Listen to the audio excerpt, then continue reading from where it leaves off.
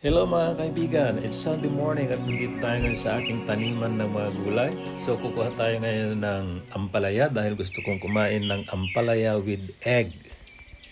At napakaganda ngayon ng araw mga kaibigan, it's sunny at saka hindi masyadong malamig.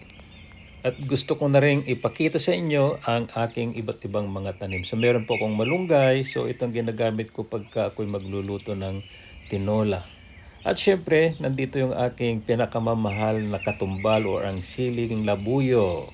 So, meron din tayong kamote. So, kung gusto kong kumain ng talbos ng kamote, nandyan lang siya. At ganun din, meron din po akong kamatis. So, ito ay matamis na kamatis.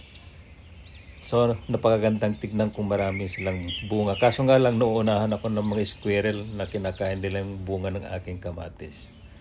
At meron tayong talong.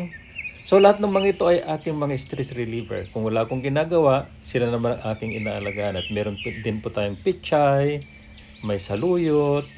Kaso nga lang maliliit pa sila. At meron din tayong basil.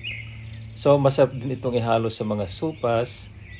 At meron din po tayong sibuyas. Then meron din tayong pipino kaso wala pa silang bunga kasi late ko na silang naitanim eh. Then, meron din tayong squash. Ayan. So, malaki yan. At saka meron pa tayong mga kamatis dito.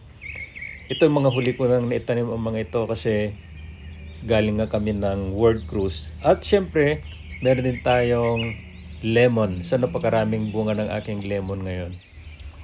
At meron din tayong siling pang... Oh, that's jalapeno pala. At meron din tayong rosemary.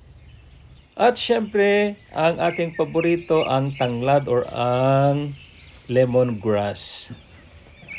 So, hanggang dito na lang mga kaibigan. Bye-bye. Paalam na. See you again next time. Bye.